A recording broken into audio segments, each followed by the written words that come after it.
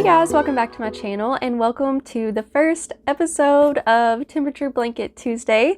I'm so excited for this series. I think it will work out best for everybody if I do these videos separately from my Everything I Crocheted This Week videos that I will now be posting on Fridays, because that way people who are mainly just interested in the temperature blanket updates don't have to search for it within other videos, and also it will allow me to put all of these videos in a playlist that will be easily accessible to everybody, as well as be easily accessible to me, so I can look back and see my progress easily throughout the year as well.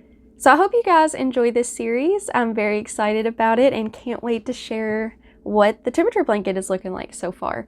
So before I get into that, I do want to go over a couple basics. If you've never heard of a temperature blanket before, it's basically where you crochet one row a day based on the temperature in your area. So you make a temperature chart, and here is mine here. You can do this however you want to. You can make the ranges be however close together or far apart as you want to. Obviously, you want it to line up well with what the climate is in your area. And so here in Kentucky, where I live, we don't have many days that go over 100, and we don't have many days that go below 0. But I did make room for that, where I did the lowest 10 degrees or below, and the highest one be over 90 degrees, and then every other increment is 9 degrees. So you can see there I did 11 through 20, 21 through 30, and so on. So every day I go on, I use the app Wonderground, and what I do is I go in and go to the calendar, and there it'll show you all the highs and lows each day, and then also the forecast for the following days. So I wait until the day after to do the day before. Some people will catch up a full week of temperatures at the end of the week. It's really whatever you want to do, and I have chosen to do the high temperature. I'm not sure if I mentioned that already, but again, you can do high, you can do average, you can do low, whatever you want to do. And so you crochet the row for the day based on where that temperature falls on your temperature chart, and then that is the color that you do. Hopefully I explained that well. It's really a simple concept, but I find that it's a little bit difficult to explain. I've also heard of some people doing the average for the week and just doing one row per week. I also know there are people doing every other day, so it really is customizable to whatever you want to do. But this is my first temperature blanket, so I wanted to document every single day. So I did choose variegated colors, which is very non-traditional. Most of the time people will choose colors that are more primary, so that go from like purple and blues up through reds, signifying the cold up to the warm weather, and those are very beautiful blankets. But I just was drawn to these variegated colors and just wanted to do something a little bit differently. I also decided to do the moss stitch, and the moss stitch is a very simple stitch. It's just a single crochet, chain 1, single crochet. So very simple, and there's lots of tutorials out there showing you how to do that. And I picked 10 different skeins of yarn for 10 different ranges, and I'm loving the way it's working up so far. Oh, also I'm using a 5.5 millimeter hook. You can use whatever size you want to. And I started with 190 chains, and my blanket measures about 52 to 53 inches wide. If I was to do it over, I would probably chain about 230 and make it just a little bit wider, but I'm happy with it. So I don't know why I'm still holding this up in the air. So let's just get into it. I'm tracking all my temperatures in my planner.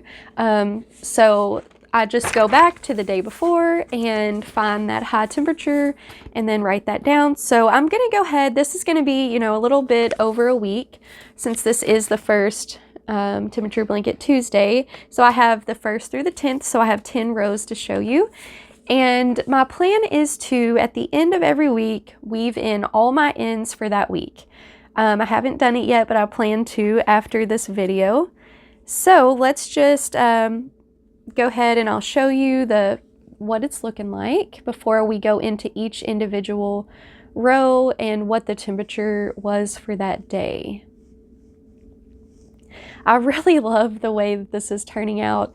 It reminds me of stained glass or like a mosaic like table. My mom made a mosaic table a long time ago, and it's so beautiful. It has all different colors in it, and that's just what this reminds me of.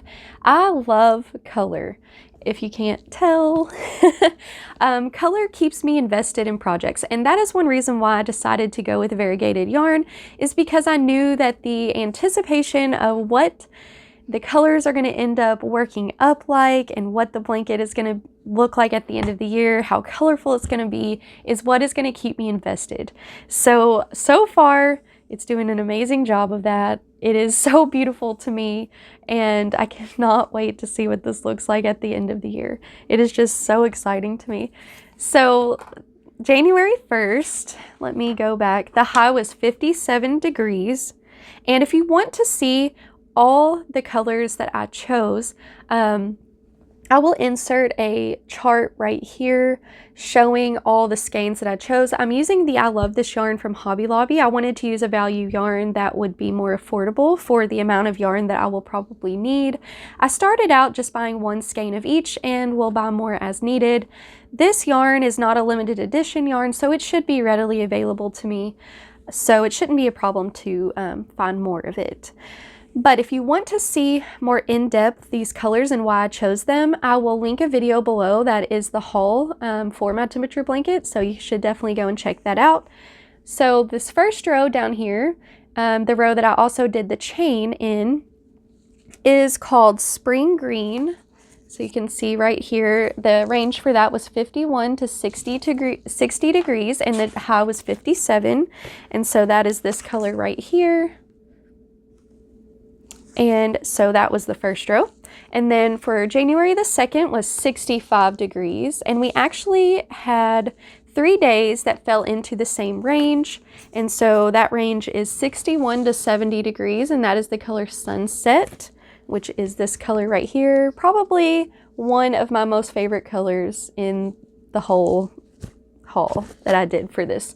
So there's 3 rows of that, and it just has those beautiful oranges, turquoise, purple, just beautiful, beautiful spring colors, which it's not spring, it is January, so I didn't expect to use this one so soon, but I really think it adds just that awesome pop of color. And so that was 3 rows. So the second was 65 degrees. The third, which was Tuesday, was 64 degrees, and Wednesday was a high of 63 degrees, which is the 4th. And then the 5th, the high was 52 degrees, and so we went back to that spring green, and you can see that right here. So there's the spring green, and the spring green again just has blues, bright greens, a little bit of white, and yeah, I think that's really beautiful. And then the next day, the high was 47. That was Friday the 6th. And so we got to use a new color, and it was the color Cinnamon Cedar, which is the range 41 to 50 degrees. And when I chose this one, I was thinking fall. I definitely was not thinking January, because this just reminded me of the fall leaves that we get here in Kentucky. And so that was the next row. And so you can see here, it's the one that has, so the first row that I did, actually you didn't get to see any of like the reds and stuff. It was mainly just the greens and a little bit of the yellows. So it kind of blends in with that spring green. Well, here's a little bit of like a darker yellowish orangey color. So we did get to see that. And that carries on through the end of that row.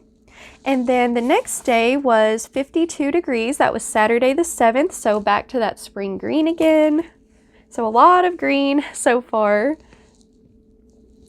And so we did, let's see. Yeah, so one more row of the spring green, and that is the one with all the yellows, blues, and greens. And then Sunday was a high of 44. So back to that cinnamon cedar. And this row of the cinnamon cedar really blends in with that spring green. So these two, I would say, have the most similar colors within them, even though this one has that red and orange, which definitely stands apart from that spring green. There is very similar colors of green in there and a little bit of that blue. And so for that row, the spring green and the cinnamon cedar did blend in quite a bit. But if you really look closely, you can see the difference.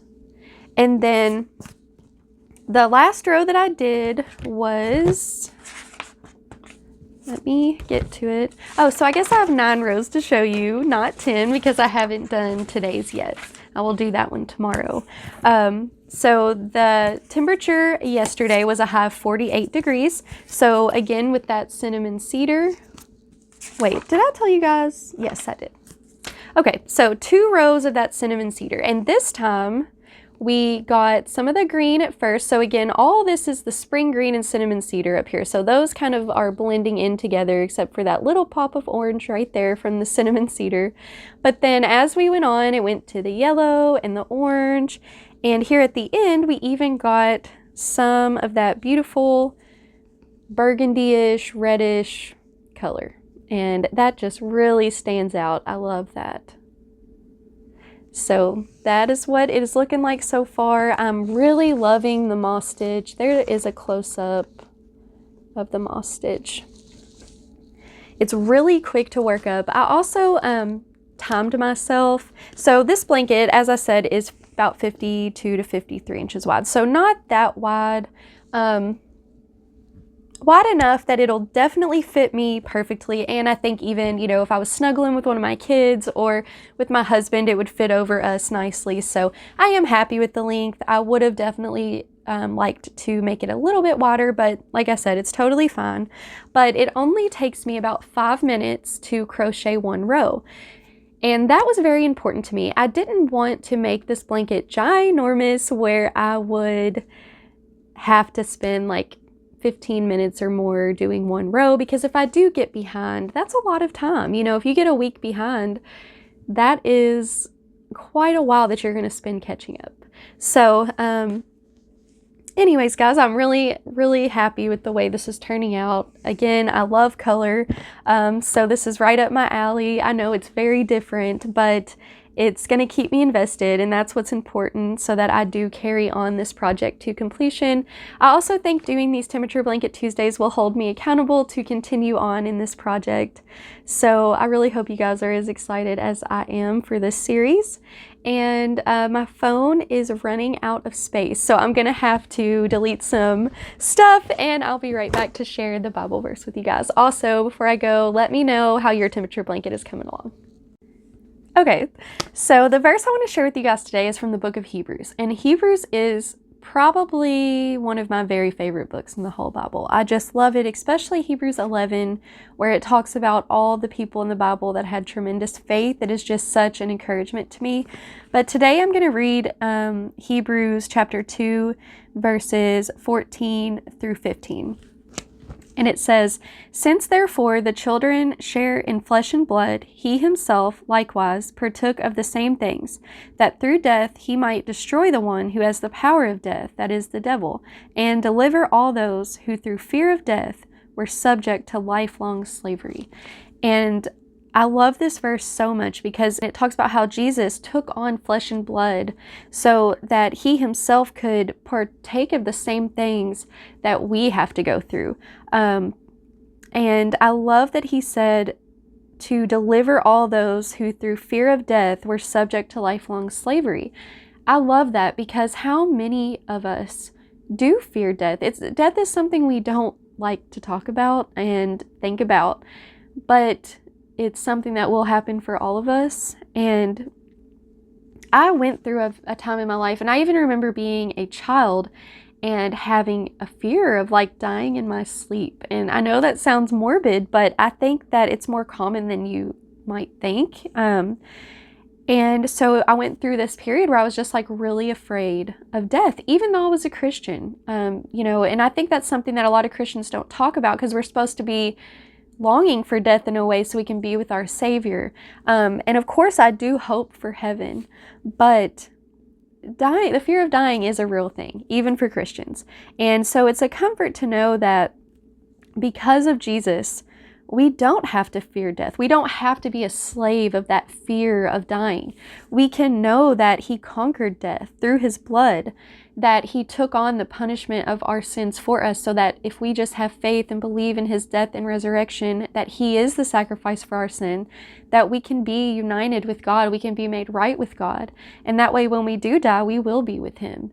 And that is such a comfort to me. This has to be one of the most comforting verses in the Bible to me, is to know that Jesus took away that fear of death. And when that starts to try to overtake my mind again, I can say, no, Jesus conquered that. I have faith and trust that when I do leave this life, I will be with him. So I pray that that gives you all comfort today as well. And I really hope that you all enjoyed seeing my temperature blanket. Again, I cannot wait to do these updates with you guys. So you guys will get to see a full week every week of what I did. Of course, if I get behind or something, then, you know, we'll work through that as it comes. But my plan is to not get behind, especially since it takes such a short time to do each row. So I cannot wait to share my updates with you guys every week. And I'm so excited to hear about your progress with your temperature blanket. So definitely comment below. Let me know what yarn you chose, what stitch you chose, if you are doing a row a day or doing something different. So many people have told me the different things they're doing, and it is so inspiring and has given me so many ideas for future years. So definitely let me know. I love chatting with you guys. I love getting to know you guys in the comments, so I cannot wait to talk with you. But anyways, I will let you go, and I pray that you have an amazing rest of your day, an amazing rest of your week, and I'll see you guys on Friday. Bye.